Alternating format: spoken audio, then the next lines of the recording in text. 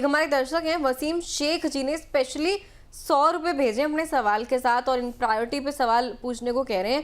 पत्नी का portfolio I guess इन्होंने भेजा है, इसलिए थोड़ा ज़्यादा प्रायोरिटी मुझे लग रही है। कह रहे हैं मेरी पत्नी 37 साल उम्र है उनकी। सर आपने गलत किया, अगर आपने उम्र बता दी तो 10 लाख रुपए निवेश करने हैं इनकी पत्नी को। 1 साल बाद 20 लाख के लिए SWP भी करना है, कौन सा फंड सही रहेगा? सर वसीम शेख जी के इस सवाल पर आपकी क्या राय रहेगी? 37 साल उम्र है, 10 लाख रुपए लमसम और 1 साल बाद 20 साल के लिए SWP करने हैं, तो कौन सा जो है फंड सही रहेगा इनकी वाइफ के लिए? देखिए, 1 साल के लिए अगर निवेश करना है तो दिव्या, इसमें इक्विटी म्यूचुअल फंड्स बिल्कुल भी नहीं करने चाहिए। 1 साल के लिए कोई डेट फंड ले या बेहतर रहेगा आर्बिट्राज फंड कैटेगरी ले लें।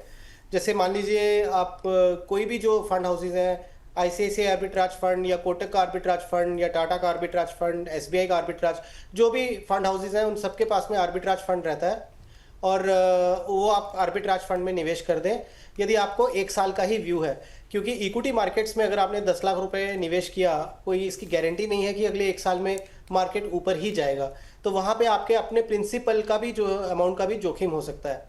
आर्बिट्राज फंड आज की तारीख में आपको 6-6.5% की रिटर्न देंगे।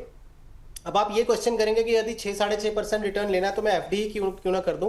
तो बिल्कुल करिएगा। अगर आपके पत्नी जी का 12 लाख के नीचे का अगर मान लीजिए इनकम रहता है, तो अगर 7-7.5% पे किसी अच्छे बैंक में अगर आपको FD में मिलता है तो वो एक बेटर विकल्प रहेगा। और यदि मान लीजिए उनकी इनकम 12 लाख के ऊपर आती है तो फिर आप आर्बिट्राज फंड में निवेश कर लें, क्योंकि 1 साल के बाद जो आर्बिट्राज फंड से आपका गेन बनेगा 1,25,000 तक तो आपको कोई टैक्स नहीं लगेगा और उसके ऊपर जो होगा उसमें 12.5% का टैक्स लगेगा। तो यदि टैक्स स्लैब में वो आती हैं तो फिर आप आर्बिट्राज फंड ले लीजिए।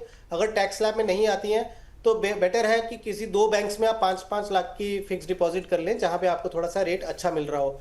लेकिन एक चीज़ ज़रूर बोलूँगा वसीम भाई कि बैंक डिपॉजिट्स जो रिकग्नाइज बैंक्स हैं उनसे करें। आप किसी प्राइवेट हाथों में जाके जहां पे आपको लालच दें कि 10%, 12%, 14% आपको दे देंगे, वहां ना जाइएगा। क्योंकि जो फिक्स डिपॉजिट्स या डेट फंड्स होते हैं, अगर उसमें डिफॉल्ट हो जाए तो रिकवरी के चांस 0 हो जाते हैं। इक्विटी में फिर भी अगर शेयर बाजार में मार्केट गिरती है तो एटलीस्ट कभी ना कभी वो रिकवर हो जाती है। तो ये इस चीज़ का ध्यान बहुत रखिए कि 1%, 2% या 3% के लालच में आके अनरिकग्नाइज्ड जो प्लेटफॉर्म्स रहते हैं उसमें ना जाके आप एक रिकग्नाइज बैंक में जाएं, जो नेशनलाइज बैंक्स हैं उसमें जाएं, ताकि आपका पैसा सेफ रहे। तो ये 2-3 चीज़ों का आप ज़रूर ध्यान रखिए। आपने बोला है कि आपको SWP करनी है। देखिए, SWP सिस्टमेटिक विड्रॉल प्लान होता है। तो वसीम भाई, उसमें जो आपका निवेश कर रहे हैं उससे जो आपकी इनकम होगी, अगर आप अपनी इनकम के बराबर का पैसा निकाल रहे हैं तो आप 20 साल तक वो SWP कंटिन्यू रख सकते हैं। लेकिन आपने ज़्यादा पैसा निकालना शुरू कर दिया तो आपका ये जो मुद्दल है या इन्वेस्टमेंट है वो भी खत्म हो जाएगी। एग्जाम्पल के लिए आपको मैं समझाता हूँ। जैसे मान लीजिए आपने 10 लाख रुपए का आर्बिट्राज फंड में निवेश किया। हम एक हाइपोथेटिकल नंबर लेके चलते हैं कि आपको 6% की रिटर्न आई, तो आपको 60,000 रुपीज़ का साल में जो है रिटर्न आ जाएगा।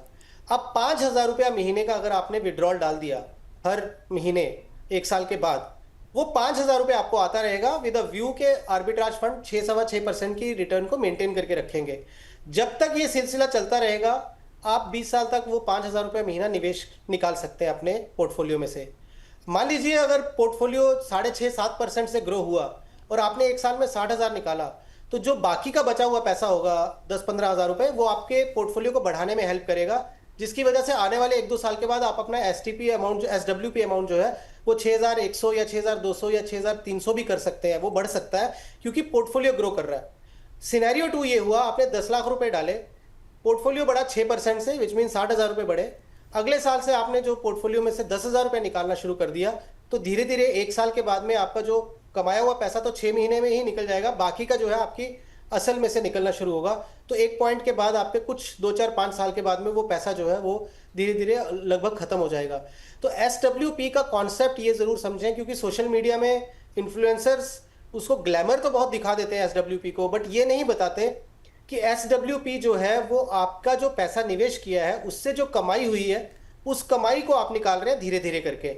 लेकिन अगर आपने अपनी कमाई से ज़्यादा पैसा निकालना शुरू कर दिया तो आपका जो कॉर्पस है वो ख़त्म हो जाएगा। तो SWP उतने अमाउंट का करें जितनी आपकी कमाई हो रही है, या उससे हल्का सा कम विड्रॉ करें तो आपका पोर्टफोलियो भी बढ़ता रहेगा।